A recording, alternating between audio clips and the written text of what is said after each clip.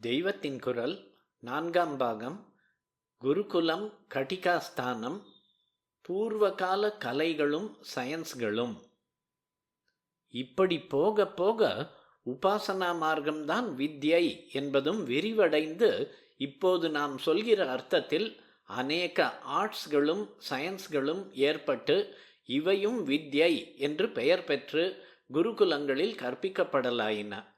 சாந்தோக்கிய உபனிஷத்திலேயே இப்படிப்பட்ட வித்யைகளுக்கு ஒரு பெரிய லிஸ்ட் கொடுத்திருப்பதை பார்க்கும்போது எத்தனை காலத்துக்கு முன்னேயே நம் பூர்வீகர்கள் இத்தனை துறைகளில் தேர்ச்சி கண்டு அவற்றை முறையாக கற்றுக் கொடுத்தும் வந்திருக்கிறார்கள் என்பதாக நமக்கு ஆச்சரியமே உண்டாகிறது.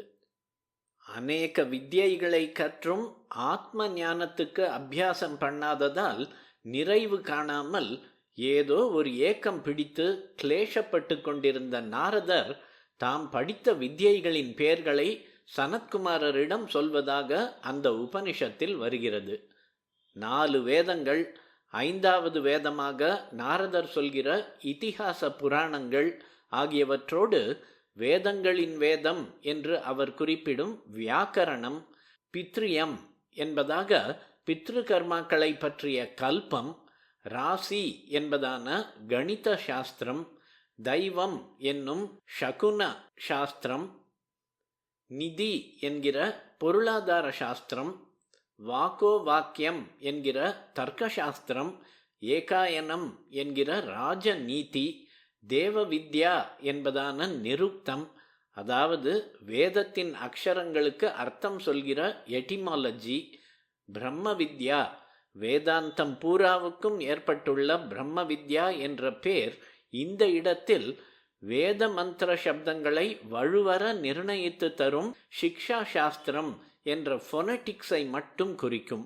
பூத வித்யா என்னும் ஜீவ ஜந்துக்களை பற்றியதான பயாலஜி, க்ஷத்ர வித்யா என்பதான க்ஷத்ரியர்களுக்குரிய யுத்த சாஸ்திரம், அஸ்ட்ரானமி, அஸ்ட்ராலஜி ஆகிய இரண்டும் சேர்ந்த நக்ஷத்திர வித்யா, விஷங்களை முறிக்க வழி சொல்லித்தரும் சர்ப்ப வித்யா, தேவஜன வித்யா, அதாவது உச்சாணி தேவர்களுக்கும் நம்மை போன்ற மனுஷ்ய ஜாதிக்கும் இடையிலேயுள்ள தேவ ஜனங்களான கந்தர்வர்களுக்குரிய சங்கீத, நாட்டிய, நாடக, ஷில்ப, சித்திர கலைகள் என்று இப்படி அநேக கோர்ஸ்கள் படித்ததாக நாரதர் சொல்கிறார். குறிப்பு: தேவஜன வித்யா என்பதை 2ஆக பிரித்து தேவ வித்யா என்பது காந்தர்வ கலைகள், ஜன வித்யா என்பது வைத்திய சாஸ்திரம் என்று கொள்ளும் கருத்தும் உள்ளது.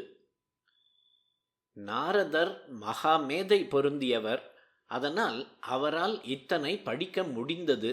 அதோடு இத்தனை படிப்பாலும் ஆத்மானந்த நிறைவை பெற முடியவில்லை என்று தெரிந்து கொள்கிற விவேக வினயங்களும் அவருக்கு இருந்தது. அதனால்தான் சனத்குமாரரை ஆசிரயித்து அவரிடம் இருந்து ஆத்ம வித்யோபதேசம் பெற்றிருக்கிறார். ஈஸ்வர தத்துவத்தை காட்டிக் கொடுக்கவே கல்வி பிரயோஜனப்பட வேண்டும் என்பதும் இதிலேயே தெரிகிறது. அது இருக்கட்டும், நான் சொல்ல வந்தது, இத்தனை கோர்ஸ்கள், இத்தனை சப்ஜெக்டுகள் ஏற்பட்டுவிட்டன என்றால் அப்போது குருகுலமும் விஸ்தாரமாகிக் கொண்டே போய் பல டீச்சர்கள் இருந்திருக்க வேண்டும். நாரதரை போல இல்லாமல் இவற்றிலே ஒரு சில சப்ஜெக்டுகளை மட்டும் படிக்கும் மாணவர்களை கொண்ட தனித்தனியான பல கிளாஸ்கள் அமைந்த பெரிய வித்யாசாலைகள் உண்டாயிருக்க வேண்டும். காட்டிலே ரிஷிகள் நடத்திய இப்படிப்பட்ட ஃபாரஸ்ட் யூனிவர்சிட்டிகளின் அடிப்படையிலே தான் டாகூர் சாந்தி நிகேதனம் அமைந்தது. நாரதருக்கு ஏற்பட்ட குறை பொதுவாக அந்த கால வித்தியார்த்திகள் எல்லோருக்கும் ஏற்பட்டிருக்காது. ஈஸ்வர சம்பந்தம், ஆத்ம சம்பந்தம் உள்ளதாகவே அந்நாள் கல்வி இருந்தாலும் ஒரு சாமானிய ஜீவனை வித்யாபியாச காலத்திலேயே ஒரே அடியாக அவனுக்கு எட்டாத ஞான மார்க்கத்தில் பிடித்து தள்ளிவிடவில்லை. அறிவு ரீதியில் பிரம்ம வித்யையையும் சொல்லிக் கொடுத்தாலும் அதை அப்பொழுதே அவன் அனுபவத்துக்கு கொண்டு வர வேண்டும் என்று நிர்பந்தப்படுத்தவில்லை. படிப்பு முடிந்த பிறகு அவன் கல்யாணம், கார்த்திகை பண்ணிக்கொண்டு குழந்தை குட்டிகளை பெற்று இல்லற வாழ்க்கையை நன்றாய் நடத்தி பழைய கர்மாக்களை தீர்த்து கொண்டும் தனக்கான கர்மாவை பண்ணியும் சித்த பரிபக்குவம் அடைந்து அப்புறம்தான் சந்நியாசியாகி ஆத்ம விசாரம் செய்ய வேண்டும் என்பதே வேதசாஸ்திர வழி. இதற்கு அனுகூலம் பண்ணும்படியாகவே கல்வி முறை இருந்தது.